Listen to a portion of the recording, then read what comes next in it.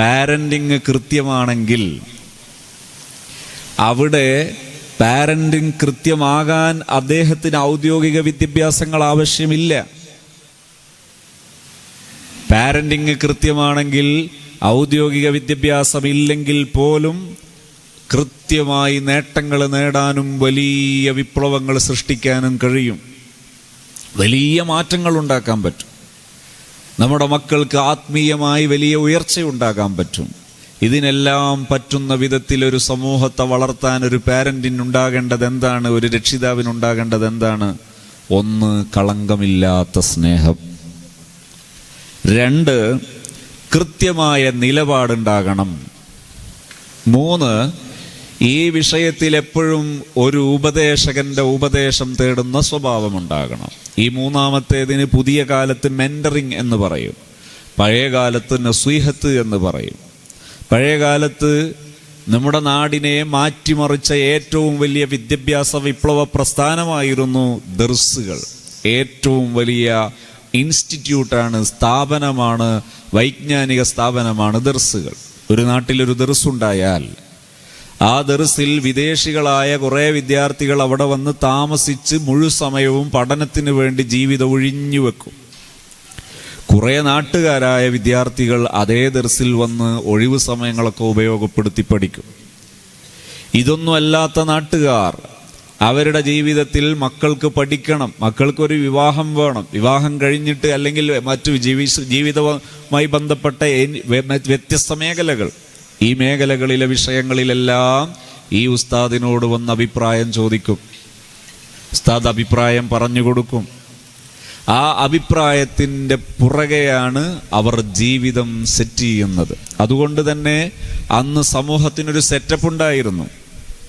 ആ ഒരു വൈജ്ഞാനിക നേതൃത്വം ഇങ്ങനെയാണ് നടക്കേണ്ടതെന്ന് പറഞ്ഞാൽ അങ്ങനെ നടക്കുമായിരുന്നു. അത് ചില ബിദഈ പ്രസ്ഥാനങ്ങൾ നമ്മുടെ നാട്ടിലേക്ക് വന്ന് നശിപ്പിച്ചപ്പോൾ ആർക്കും ആരെയും ചോദ്യം ചെയ്യാമെന്ന സ്വഭാവമുണ്ടാക്കുകയും വിവരമില്ലാത്തവർ വിവരമുള്ളവരോട് ചോദിച്ചു പഠിക്കുന്നതിന് പകരം ചോദ്യം ചെയ്യുന്ന ഒരു വൃത്തികെട്ട സംസ്കാരം കൊണ്ടുവന്നപ്പോൾ കുറേ ഭാഗങ്ങൾക്ക് അപകടമുണ്ടായി. കുറേ സമൂഹത്തിൻ്റെ കെട്ടുറപ്പുകൾ നശിച്ചുപോയി. നബി സല്ലല്ലാഹു അലൈഹി വസല്ലം തങ്ങൾ മദീനയിൽ കെട്ടിപ്പടുത്ത കെട്ടുറപ്പുകൾ പലതും നമ്മുടെ നാട്ടിൽ പടുത്തുയർത്തപ്പെട്ടിരുന്നു. അത് പലതും തകർന്നുപോയി. എന്നാലും അൽഹംദുലില്ലാ അതിൻ്റെ പിന്തുടർച്ച ഇന്ന് നടക്കുന്നതാണ്.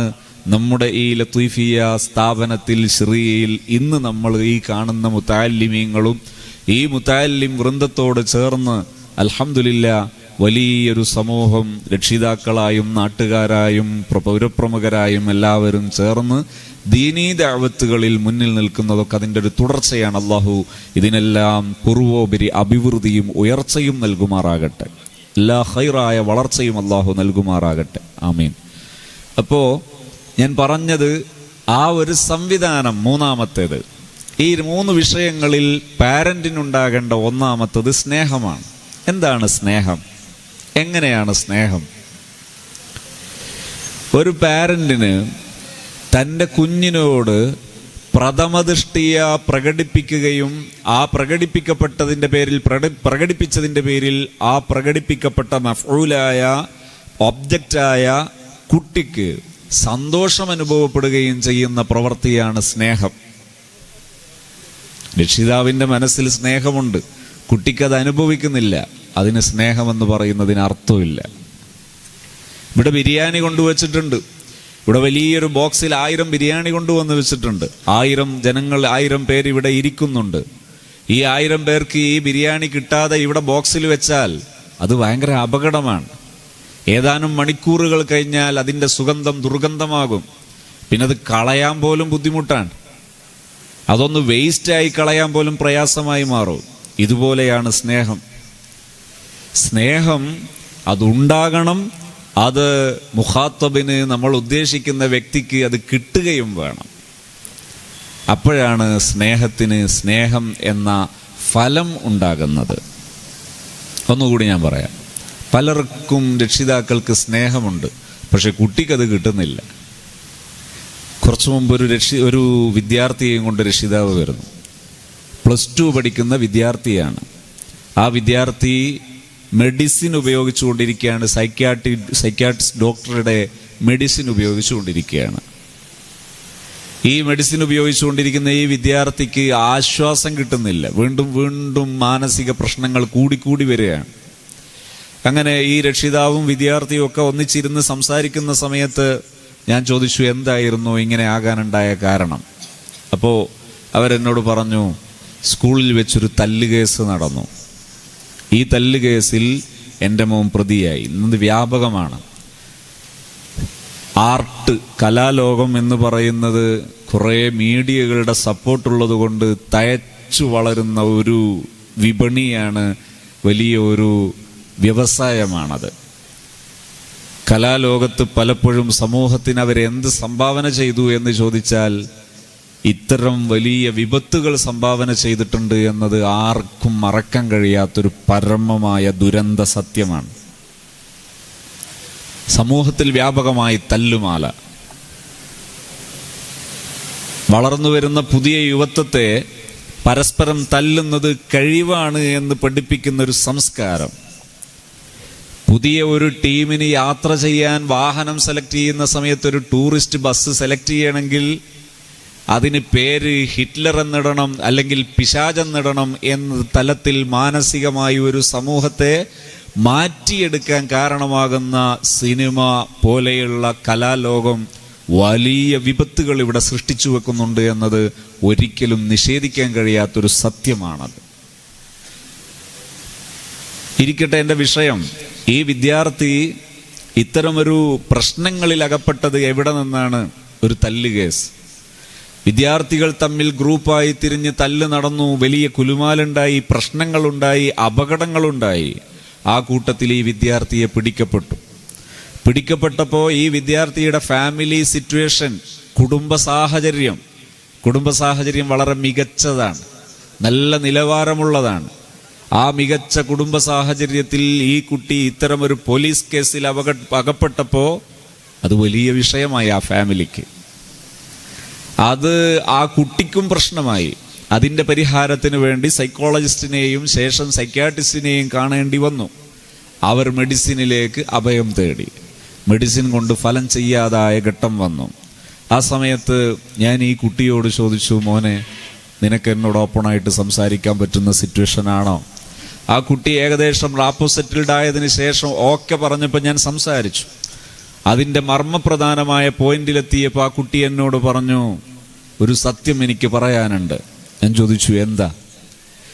എൻ്റെ പിതാവ് വിദേശത്താണ്. വിദേശത്തുള്ള പിതാവ് എനിക്ക് മെസ്സേജ് അയക്കാറുണ്ട്. ഞാൻ പഠിക്കുന്ന എൻ്റെ സ്ഥാപനത്തിലേക്കുള്ള ഫീസ് അയച്ചു തരാറുണ്ട്. എനിക്കാവശ്യമായ ഭൗതിക സാഹചര്യങ്ങൾ, ഭൗതികമായ സൗകര്യങ്ങൾ, ഫെസിലിറ്റീസുകൾ പലത് പറഞ്ഞാലും എനിക്ക് ചെയ്തു തരാറുണ്ട്. പക്ഷേ എൻ്റെ പിതാവ് എനിക്കയച്ച മെസ്സേജുകളിൽ എപ്പോഴെങ്കിലും, മോനെ നിനക്ക് സുഖാണോ, ആർ യു ഹാപ്പി, നീ സന്തോഷവാനാണോ എന്ന് ചോദിക്കുന്ന ഒരു സമീപന രീതിയുണ്ടെങ്കിൽ ഞാൻ ഇത്തരം ദുരന്തങ്ങളിൽ പെട്ടുപോകില്ലായിരുന്നു എന്ന് ഇന്നെൻ്റെ മനസ്സെന്നോട് ശാപസ്വരത്തിൽ പറഞ്ഞുകൊണ്ടിരിക്കുന്നു എന്ന് ആ കുട്ടി പറയാണ്. ഇതൊരു പരമസത്യമാണ്. എന്താണ് വേണ്ടത്? ഞാൻ ഇടക്ക് കയറി അഡോളസൻസിനെ കുറിച്ച് പറഞ്ഞുകൊണ്ട് തിരിച്ചു വരാം. കൗമാരം ഇന്ന് രക്ഷിതാക്കൾക്കൊക്കെ ഭയമാണെന്ന് തോന്നുന്നു. 13 വയസ്സിന് മേൽപോട്ടുള്ള മക്കളെ കൗമാരക്കാരെന്ന് വിളിക്കാം. ഒരുപാട് അഭിപ്രായങ്ങളുണ്ട്. അതിലൊരഭിപ്രായത്തെ ഞാനിപ്പോൾ സ്വീകരിക്കുന്നു. 13 മുതൽ 19 വരെ 20 വരെയുള്ള പ്രായം അഡോളസൻസ് കൗമാരപ്രായമാണെന്ന് പറയുന്നു. കൗമാരത്തെ ചിലർ പറയുന്നു അതൊരു ദുരന്തമാണ്, അത് പ്രശ്നമാണ്, ഭയങ്കര കുലുമാലാണ് ഇവരുടെ പ്രായത്തിന്. എന്നാൽ ഞാൻ അള്ളാഹുവിൻ്റെ ദീനിൻ്റെ പക്ഷത്ത് നിന്ന് പറയുന്നു, കൗമാരം ഏറ്റവും ധന്യമായ പ്രായമാണ്. അള്ളാഹു പടച്ച പ്രായങ്ങളുടെ കൂട്ടത്തിൽ ഏറ്റവും ധന്യമായ ഒരു പ്രായമാണ് കൗമാരം. അള്ളാഹു സവിശേഷമായി അവതരിപ്പിക്കപ്പെട്ടതാണ് കൗമാരപ്രായത്തെക്കുറിച്ച്. വളരെ മഹത്വമുള്ളതായി പറഞ്ഞതാണ് കൗമാരം. കൗമാരം എന്ന പ്രായത്തിന് ഒരു കുഴപ്പമില്ല. പിന്നെ എന്താണ് ഉണ്ടാകേണ്ടത്?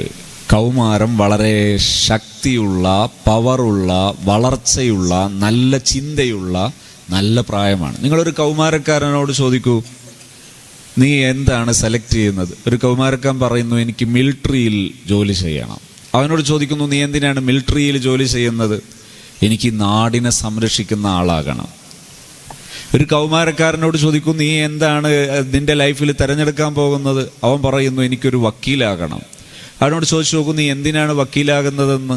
അവൻ്റെ മറുപടി, എനിക്ക് ഈ നാട്ടിലെ ഒരുപാട് പാവങ്ങളെ രക്ഷപ്പെടുത്തണം. നിങ്ങളൊരു കൗമാരക്കാരനോട് ചോദിക്കൂ, നീ ആരാകണം? അവൻ പറയുന്നു, എനിക്കൊരു ഡോക്ടറാകണം. നീ എന്തിന് ഡോക്ടറാകുന്നു എന്ന് ചോദിച്ചാൽ കൗമാരക്കാരൻ്റെ ഉത്തരം, ഒരുപാട് മനുഷ്യരുടെ ജീവിതം വീണ്ടെടുക്കണം. ഒരു കൗമാരക്കാരൻ പറയുന്നു, എനിക്കൊരു പൊളിറ്റീഷ്യനാകണം. എന്തുകൊണ്ടെന്ന് ചോദിച്ചാൽ കൗമാരക്കാരൻ പറയുന്ന ഉത്തരം എന്തായിരിക്കും എന്നറിയോ? എനിക്ക് നാടിന് ഒരുപാട് വിപ്ലവകരമായ ഉയർച്ചയുണ്ടാക്കണമെന്നായിരിക്കും. ഇതെല്ലാം നന്മയാണ്, ഇതെല്ലാം നന്മയാണ്, ഇതെല്ലാം പ്രവർത്തനക്ഷമമാണ്, ഇതെല്ലാം ആക്റ്റീവ് മോഡാണ്. എന്നാൽ കുറച്ച് പ്രായം കൂടിയ ഒരാളോട്, ഒരു 25 വയസ്സിന് ശേഷമുള്ള ഒരാളോട് നിങ്ങളൊരു വക്കീലാകുന്നത് എന്തിനാണെന്ന് ചോദിച്ചു നോക്കൂ. എനിക്കെൻ്റെ കുടുംബത്തെ പോറ്റണം. നീ ഒരു ഡോക്ടറാകുന്നത് എന്തിനാണെന്ന് ചോദിച്ചു നോക്ക്. എനിക്കെൻ്റെ കുടുംബത്തിൽ വളരണം. നീ ഒരു പൊളിറ്റീഷ്യനാകുന്ന എന്തിനാണെന്ന് ചോദിച്ചു നോക്കൂ. എനിക്ക് കുറെ സമ്പാദിക്കണം. ഇങ്ങനെ സങ്കുചിതനാകുന്നത് കാണാം.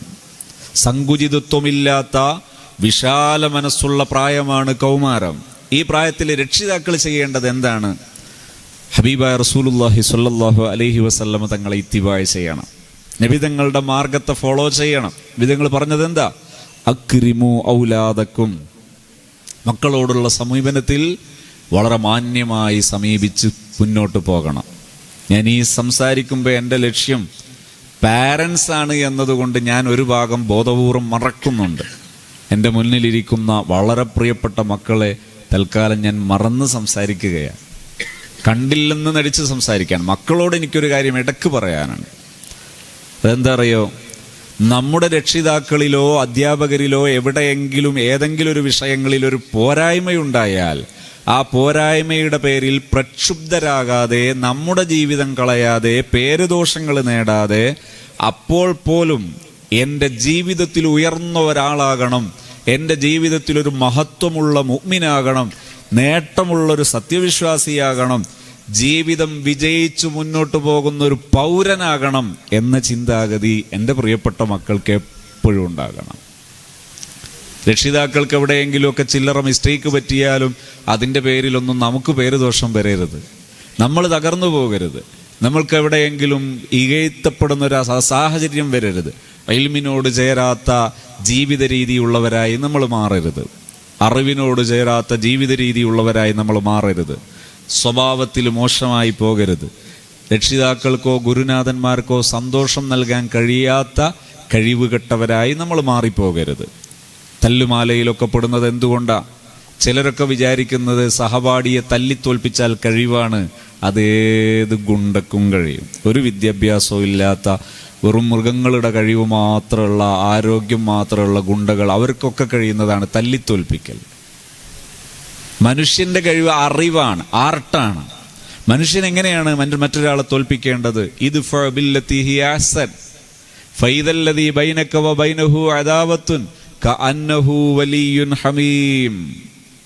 അങ്ങനെയാണ് തോൽപ്പിക്കേണ്ടത്. എന്താണ്? ഒരു ശത്രുവിനെ എങ്ങനെ നശിപ്പിക്കണം? ശത്രുവിലെ ശത്രുതയെ നശിപ്പിച്ചിട്ട് അവനെ മിത്രമാക്കണം. അതാണ് കഴിവ്. തല്ലലൊരു കഴിവൊന്നുമല്ല, അതേത് മൃഗങ്ങൾക്കും കഴിയും. മനുഷ്യന്റെ കഴിവ് ആർട്ടാണ്. മനുഷ്യന്റെ കഴിവ് കലയാണ്, കലാബോധമാണ്. മനുഷ്യൻ അതിജയിക്കേണ്ടത് അറിവ് കൊണ്ടാണ്. തൻ്റെ സഹപാഠി തനിക്കെതിരെ അക്രമവുമായി വരുമ്പോൾ അവനെ സ്നേഹം കൊണ്ട് കീഴടക്കി അവനിലും നന്മയുണ്ടാക്കുക എന്നതാണ് ശരിയായ പോരാളിയാകുന്നത്. അപ്പോഴാണ്. ഇങ്ങോട്ട് ചീത്ത വിളിക്കൽ കഴിവൊന്നുമല്ല, അതൊരു കഴിവുകേടാണ്. ഇങ്ങോട്ട് ആക്ഷേപിച്ചവനെ അങ്ങോട്ടും ആക്ഷേപിക്കുന്നത് കഴിവൊന്നുമല്ല, അത് കഴിവുകേടാണ്. കഴിവെന്താണ്? കഴിവ് ഇങ്ങോട്ട് ചീത്ത വിളിക്കുമ്പോൾ അങ്ങോട്ട് അവനെ നല്ല രീതിയിൽ അഭിസംബോധന ചെയ്യാൻ പറ്റിയാൽ അത് കഴിവാണ്, യോഗ്യതയാണ്, പവറാണ്. മറ്റു പവറൊന്നുമല്ല, മറ്റത് ആർക്കും സാധിക്കുന്ന, ഏത് മൃഗങ്ങൾക്ക് പോലും സാധിക്കുന്ന പരിപാടിയാണ്. ഇരിക്കട്ടെ, ഞാൻ പറഞ്ഞതിലേക്ക് തന്നെ വരുന്നു. ഒരു രക്ഷിതാവ് എന്ത് ചെയ്യണം? ഈ പ്രായത്തിൽ നമ്മുടെ മക്കളോട് പെരുമാറുമ്പോൾ മക്കളോട് സമീപിക്കേണ്ട സമീപന രീതി നല്ല ബഹുമാനത്തോടെ സമീപിച്ച് ശീലിക്കണം. കമിസ്ലി സയ്യിദിനാ റസൂലുള്ളാഹി സ്വല്ലല്ലാഹു അലൈഹി വസല്ലം മുത്തുനബി തങ്ങൾ പഠിപ്പിച്ചതുപോലെ മുത്തുനബി തങ്ങൾ മക്കളോട് സ്വീകരിച്ച സമീപനം നോക്കൂ, പേരക്കുട്ടികളോട് സ്വീകരിച്ച സമീപനം നോക്കൂ, നബിതങ്ങളെടുത്ത് പഠിപ്പിക്കാൻ വേണ്ടി കൊണ്ടുവന്ന കുട്ടികളോട് സ്വീകരിച്ച സമീപനം നോക്കൂ. മക്കളോട് നബിതങ്ങൾ എങ്ങനെയാണ് സംസാരിക്കുന്നത്? അവർക്ക് മനസ്സിലാകുന്ന ശാന്തസുന്ദരമായ ഭാഷയിൽ. ഒരു ഈത്തപ്പനെ കെറിഞ്ഞിട്ട് വീട്ടുകാരൻ, രക്ഷിതാവ് കുടുങ്ങുന്നു. പടച്ചോനെ, നാട്ടുകാർ ഈത്തപ്പനൊക്കെ കെറിഞ്ഞാൽ ആൾക്കാർ ചീത്ത വിളിക്കൂലേ? സമാധാനം പറയണ്ടേ? ആൻസർ പറയണ്ടേ? അങ്ങനെ കുടുങ്ങിയ മകനെയും കൊണ്ടുവരുമ്പോൾ നബി സല്ലല്ലാഹു അലൈഹി വസല്ലം തങ്ങൾ ആ കുട്ടിക്ക് മനസ്സിലാകുന്ന ഭാഷയിൽ സംസാരിക്കും. മോനെ, ഈത്തപ്പനയിൽ നിന്ന് നീ വല്ലപ്പോഴും ഈത്തപ്പഴം കഴിച്ചിട്ടുണ്ടോ? അതെ. നല്ല മധുരല്ലേ? നല്ല മധുരമാണ്. പോഷകല്ലേ? ഉണ്ട്. ഈ ഈത്തപ്പഴം എവിടെ നിന്ന് കിട്ടുന്നതെന്നറിയോ? ഈത്തപ്പനയിൽ നിന്നാണ്. ഈ ഈത്തപ്പനയെ നീ നേരത്തെ എറിയണോ? എന്തൊരു ഭംഗിയുള്ള സംസാര രീതി!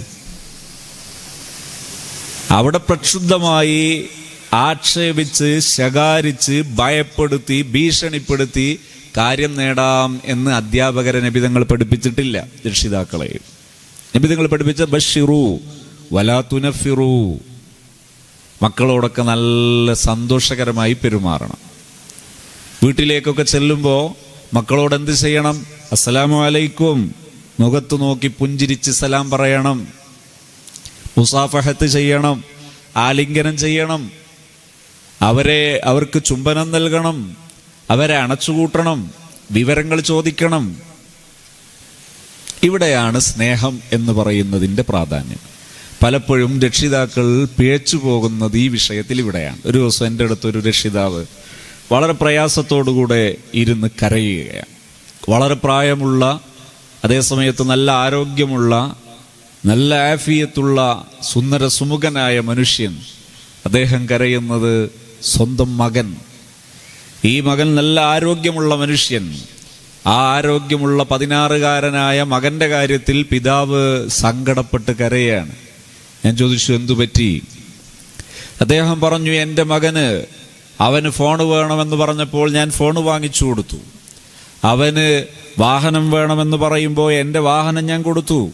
അങ്ങനെ എൻ്റെ വാഹനം സ്വയം ഉപയോഗിക്കുന്ന, എൻ്റെ ഫോണിനേക്കാളും വിലപിടിപ്പുള്ള ഫോൺ ഉപയോഗിക്കുന്ന എല്ലാ സൗകര്യങ്ങളുമുള്ള എൻ്റെ മകൻ ഇന്ന് എന്നെ ശത്രുവെ പോലെ പെരുമാറുന്നു. ഞാൻ എന്തു പറഞ്ഞോ അതിനെല്ലാം മോശമായി ആൻസർ പറയുന്നു. എന്തെങ്കിലും ഒന്ന് ചോദിച്ചാൽ, ഇത് എൻ്റെ വീടാണ്, ഇവിടെ ഞാൻ എനിക്ക് തോന്നുന്നത് പോലെ ജീവിക്കും, എന്നെ ചോദ്യം ചെയ്യുകയോ എന്നിൽ ഇടപെടുകയോ ചെയ്യണ്ട എന്ന് പറയുന്നു. അദ്ദേഹം പറയുന്നു, ഞാൻ എന്ത് ചെയ്യണം? അദ്ദേഹം പറഞ്ഞു, കഴിഞ്ഞൊരു ദിവസം എൻ്റെ വീടിൻ്റെ എല്ലാ വാതിലുകളും, അദ്ദേഹം നല്ല സമ്പന്നനാണ്, വീടൊക്കെ അടിപൊളിയാണ്, ഓരോ വാതിലും അതിശക്തമാണ്. പക്ഷേ അദ്ദേഹം പറയുന്നു, എൻ്റെ മകൻ ആയുധങ്ങളെടുത്ത് എൻ്റെ വീടിൻ്റെ വാതിലുകളെല്ലാം പൊളിച്ചു കളഞ്ഞു. ഞാൻ അവസാനം ദിവസങ്ങളോളം ഇവനെ സംയമനത്തിലാക്കാൻ വേണ്ടി ശ്രമിച്ചു. അവസാനം പോലീസിൽ ചെന്ന് ഞാൻ അഭയം തേടി. പോലീസുകാരോട് ഞാൻ ചോദിച്ചു, വളരെ സൗമ്യമായി സംസാരിച്ചു, എനിക്ക് വല്ല രക്ഷയുണ്ടോ? പോലീസുകാരൻ പറഞ്ഞു, ഞങ്ങളുടെ ഇടപെടൽ കൂടി ഉണ്ടായാൽ നിങ്ങളുടെ മകന് കൂടുതൽ പേരുദോഷം വരും. അതുകൊണ്ട് നിങ്ങൾ തന്നെ കുറച്ചുകൂടി സമയമെടുത്ത് സംയമനം ഉണ്ടാക്കിയാൽ അതാണ് നല്ലത്. ഞങ്ങൾ ഇടപെട്ടാൽ അത് നിങ്ങൾക്ക് പേരുദോഷമാകും, ന്യൂസിൽ വരും. എന്നിട്ട് പോലീസുകാരൻ പറഞ്ഞു, ഇപ്പോൾ എനിക്ക് കൂടുതൽ സമയം സമയം ചെലവഴിക്കേണ്ടി വരുന്നത്, ഒരുപാട് സമയം ചെലവഴിക്കേണ്ടി വരുന്നത് കൗമാരക്കാരായ മക്കൾ, അവർ തലവേദനയായതിൻ്റെ പേരിൽ രക്ഷിതാക്കൾ പ്രയാസപ്പെടുന്നു, അതിനെന്തെങ്കിലും ചെയ്യാൻ പറ്റുമോ എന്നിടത്താണ് സമയം ചെലവഴിക്കേണ്ടി വരുന്നത്. ഞാൻ ഓർക്കുകയാണ്, ഒരു രക്ഷിതാവ് ഒരു ദിവസം ഒരു സൈക്കോളജിസ്റ്റായ സുഹൃത്തിൻ്റെ അടുക്കൽ വന്നിട്ട് പറയുന്നു, എൻ്റെ മകനെ എങ്ങനെങ്കിലും ഒന്ന് ജയിലിൽ അടച്ചു തരുമോ? എന്തേ കാരണം? തലയിൽ വലിയ ബാൻഡേജ് ഉണ്ട്, ഈ ബാൻഡേജ് എൻ്റെ മകൻ വെട്ടിയതാണ്, ഈ മകനെ എങ്ങനെങ്കിലും ഒന്ന് ജയിലിലാക്കി തന്നാൽ മതിയായിരുന്നു, ഞാൻ രക്ഷപ്പെട്ടോളാം. ഇതൊന്നും ഒറ്റപ്പെട്ട സംഭവമല്ല. ഇങ്ങനെ നടക്കുന്നുണ്ട്. എവിടെയാ പ്രശ്നം? എവിടെയാ? എന്താണ് സൊല്യൂഷൻ? ഞാൻ ഒന്നാമത് പറഞ്ഞതിലെ ഈ രക്ഷിതാവ് മക്കളോട് സ്നേഹം പ്രകടിപ്പിക്കുന്നതിൻ്റെ ഭാഗമാണെന്ന വ്യാജേന മക്കൾ ചോദിക്കുന്ന പാടില്ലാത്ത എല്ലാം ചെയ്തു കൊടുക്കുന്നു. പ്രായം തികയാത്ത 18 വയസ്സാകാത്ത മക്കൾക്ക് ഫോൺ വാങ്ങിച്ചു കൊടുക്കുന്നത് അനർത്ഥമാണ്, അർത്ഥശൂന്യമാണ്. പക്ഷെ ചെയ്യാത്ത രക്ഷിതാക്കൾ ഇന്ന് കുറവാ. കഴിവുകേടാണിത്. അതുപോലെ ലൈസൻസ് കിട്ടുന്നതിൻ്റെ മുമ്പ് വാഹനം കുട്ടികൾക്ക് കൈകാര്യം ചെയ്യാൻ കൊടുക്കുന്നു. വാഹനം വാങ്ങിച്ചു കൊടുക്കുന്ന രക്ഷിതാക്കൾ പോലുമുണ്ട്. പറയേണ്ട പദപ്രയോഗങ്ങൾ ഞാൻ വളരെ ബോധപൂർവ്വം ഒഴിവാക്കുകയാണ്. ആ രക്ഷിതാക്കൾ എന്താ വിളിക്കണ്ടേ? ചെയ്യേണ്ടത്, സ്നേഹത്തിന്റെ പേരിൽ ചെയ്യേണ്ടത് വാഹനം കൊടുക്കലല്ല, അവർക്ക് ലക്ഷറി സൗകര്യങ്ങൾ ഒരുക്കലല്ല ചെയ്യേണ്ടത്. ചെയ്യേണ്ടത് എന്താണ്? നിങ്ങൾ ചെയ്യേണ്ടത് മുഖത്തോട് മുഖം നോക്കി പുഞ്ചിരിച്ച് സലാം പറഞ്ഞ് സ്നേഹം പങ്കിട്ട് സംസാരിച്ച് ശീലിക്കണം. സംസാരിക്കുന്ന സമയത്ത് ആക്ഷേപഹാസ്യങ്ങളും കുറ്റപ്പെടുത്തലുകളും, ബ്ലെയിമിങ്, തെർത്തീം അതൊഴിവാക്കുക, കുറ്റപ്പെടുത്തൽ ഒഴിവാക്കുക. പകരം അവരോട് സൗമ്യമായി മനുഷ്യനായി കണ്ട് സംസാരിക്കുക. അങ്ങനെ സംസാരിക്കുന്നതിനാണ് ക്വാളിറ്റി ടൈം എന്ന് പറയുന്നത്. ഒരാഴ്ചയിൽ ഒരു 2 തവണയെങ്കിലും സാധാരണ ഡേ സ്കോളേഴ്സായി താമസിക്കുന്ന വിദ്യാർത്ഥികളോട് രക്ഷിതാക്കൾ എന്ത് ചെയ്യണം? ഒന്നിച്ചിരുന്ന് സംസാരിക്കണം. റെസിഡൻഷ്യലായി താമസിച്ച് പഠിക്കുന്ന വിദ്യാർത്ഥികളുടെ രക്ഷിതാക്കൾ മാസത്തിൽ 3 ദിവസം വീട്ടിൽ വരുന്ന രക്ഷിതാക്കൾ, മാസത്തിൽ 3 തവണ വീട്ടിൽ വരുന്ന വിദ്യാർത്ഥികളോട് രക്ഷിതാക്കൾ അന്ന് അവരെ എല്ലാ ഹസനാത്ത് സയ്യാത്ത് ഹിസാബ് എടുക്കാൻ നിൽക്കരുത്. നിങ്ങൾ ചെയ്യേണ്ടത് എന്താണ്? വരുമ്പോൾ അവരെ ബഹുമാനത്തോടെ സ്വീകരിക്കണം. അവരുടെ കൂടെ വന്ന ഉടനെ അവരോടൊന്നിച്ചിരിക്കണം. ഈ മൊബൈൽ ഫോൺ ഉപയോഗമൊക്കെ ഒന്ന് മാറ്റിവെച്ച് ഒന്നിച്ചിരുന്നതിന് ശേഷം, മോനെ എത്ര മണിക്കാണ് നീ വരുന്ന യാത്രയൊക്കെ എങ്ങനെയായിരുന്നു? റാഹത്തായിരുന്നോ? എന്തൊക്കെയായിരുന്നു സ്ഥാപനത്തിലെ ദർസിലെ വിശേഷങ്ങൾ? എന്തൊക്കെയാണ് ഉസ്താദിന്റെ വിശേഷങ്ങൾ? ഉഷാറാണോ? റാഹത്താണോ? വിശേഷങ്ങളൊക്കെ സസന്തോഷം കൈമാറിയതിന് ശേഷം മക്കളോട് ചോദിക്കുന്നു, ഇനി എപ്പോഴാണ് തിരിച്ചു പോകേണ്ടത്? വ്യാഴാഴ്ച വൈകുന്നേരം വീട്ടിലെത്തിയ കുട്ടി പറയുന്നു, വെള്ളി, ശനി, ഞായർ കഴിഞ്ഞ് തിങ്കളാഴ്ച രാവിലെയാണ് എത്തേണ്ടത്. മസലൻ, ഫോർ എക്സാമ്പിൾ. ആ കുട്ടിയോട് ചോദിക്കുന്നു, മക്കളെ, നമ്മൾ ഈ ഒരു 3 ദിവസം നല്ലൊരു അടിപൊളി ഒരു സെലിബ്രേഷൻ ആക്കി മാറ്റിയല്ലേ, നല്ലൊരു ഫാമിലി ഗാദറിംഗ് ആക്കി മാറ്റിയല്ലേ ഈ 3 ദിവസം? എന്ത് ചെയ്യണം? ഈ 3 ദിവസത്തിനിടയിൽ ലഭ്യമായ സമയങ്ങളെല്ലാം കളർഫുള്ളായി പ്ലാൻ ചെയ്യണം. നിങ്ങളൊരു മങ്കൂസ് മൗലിദിന്റെ ഒരു സദസ്സൊരുക്കൂ. എല്ലാവരും ഒന്നിച്ചിരുന്ന് നല്ല ഒരു അടിപൊളി പാർട്ടി, ഹെൽത്തി ഫുഡ് പാർട്ടി ഉണ്ടാക്കൂ. എന്നിട്ട് നല്ലൊരു കളർഫുൾ മൗലിദ്, അത് അടിപൊളിയായിട്ടൊരു ഗാദറിങ് നടത്തൂ. ആ ഗാദറിങ്ങിന്റെ ഇടയിൽ ഒരു സമയം നിങ്ങൾ ഒന്നിച്ചിരുന്ന് ഫാമിലിയെക്കുറിച്ചും ഭാവിയെക്കുറിച്ചും ദർസിനെ കുറിച്ചും ഒക്കെ സംസാരിക്കൂ. അങ്ങനെ കളർഫുള്ളായിട്ട് വന്നിട്ട് തിരിച്ചു പോകുന്നത് വരെയുള്ള സമയങ്ങളെല്ലാം നല്ല പ്ലാനിങ് ചെയ്യുക. ഒരു പ്ലാനും ഇല്ല. മോൻ വന്നു, ഡ്രസ്സൊക്കെ അയച്ചിട്ടു, ഇനി എന്താ? ഉമ്മൻ്റെ ഫോണൊന്ന് എടുത്തു, ഓപ്പണാക്കി. അപ്പോൾ ഉമ്മക്ക് പ്രശ്നമൊന്നുമില്ല. വാപ്പാൻ്റെ ഫോൺ എടുത്തു, ഉപയോഗിച്ചു, വാപ്പാക്ക് പ്രശ്നമില്ല. വന്ന ഉടനെയല്ലേ. പിന്നെ ഇവൻ മുഴുവനും ഷോർട്സിലായി, റീൽസിലായി. ഇവനെ ഭക്ഷണം കഴിക്കാൻ വിളിച്ചപ്പോൾ അവൻ വരുന്നില്ല, നിസ്കരിക്കാൻ വിളിച്ചപ്പോൾ അതിനും വരുന്നില്ല. അപ്പോഴാണ് ഉമ്മ ചൂടാകുന്നത്. വന്നിട്ട് ആദ്യം തുടങ്ങിയത് ചൂടാകല്. എന്തുകൊണ്ട് സംഭവിച്ചു? ഈ ഒരു ക്വാളിറ്റി ടൈമിന്റെ മിസ്സിംഗ് ആണ്. ഇനി ബൈ ചാൻസ് അങ്ങനൊരു ഇതിൽ പെട്ടുപോയാൽ, പെട്ടതിന് ശേഷം നിങ്ങൾ ബഹളം വെക്കുന്നതിന് പകരം നിങ്ങൾ തൽക്കാലം മിണ്ടാതിരിക്കുക. തൽക്കാലം മിണ്ടാതിരുന്നതിന് ശേഷം അവനെല്ലാം കഴിയട്ടെ. എപ്പോഴാണോ ഫ്രീ ആകുന്നത് ആ സമയത്ത് അവനോട് ചോദിക്കുക. ചെയ്യേണ്ടത് ഞാൻ ആദ്യം പറഞ്ഞു. ഇപ്പം ഞാൻ പറയുന്നത്, ഒരനർത്ഥം നിങ്ങളുടെ അശ്രദ്ധ കൊണ്ട് വന്നാൽ പിന്നെ ആ അനർത്ഥം നടക്കുന്നതിനിടയ്ക്കിൽ ചെന്ന് നിങ്ങൾ സംസാരിച്ചാൽ അതിൽ കോൺഫ്ലിക്റ്റ് ആയി മാറും, തർക്കമായി മാറും. തർക്കത്തിന് ഒരിക്കലും കമ്മ്യൂണിക്കേഷന് പ്രാധാന്യമില്ല. ഒരു ദിവസം ഉപ്പ എന്നെ വിളിച്ചു, നല്ല പണ്ഡിതനാ. വളരെ സങ്കടത്തോടെ എന്നോട് പറഞ്ഞു, സതേ, എൻ്റെ മോന് വല്ലാതെ മോശമായി എന്നോട് സംസാരിച്ചു കളഞ്ഞു. ഞാൻ ചോദിച്ചു, എന്തു പറ്റി? എപ്പോഴാണ് ഉണ്ടായത്? അപ്പം അദ്ദേഹം എന്നോട് പറഞ്ഞു, ഞാൻ രാവിലെ സുബഹി നിസ്കരിച്ചു മദ്രസയിലേക്ക് അല്ലെങ്കിൽ ക്ലാസ് എടുക്കാൻ വേണ്ടി പോകുമ്പോൾ മകൻ്റെ അടുത്ത് ചെന്ന് അവനെ വിളിച്ചതാണ്. അവൻ സുബ്ഹി നിസ്കരിച്ചിട്ട് കിടക്കുകയാണ്. ആ ഉറക്കത്തിനിടയിൽ അവനെ വിളിച്ചിട്ട് അവൻ പ്രതീക്ഷിക്കാത്ത രീതിയിലുള്ള എന്തോ ചില കാര്യങ്ങൾ പറഞ്ഞപ്പോൾ നിങ്ങളൊന്ന് പോകുന്നുണ്ടോ എന്ന് ചോദിച്ചു.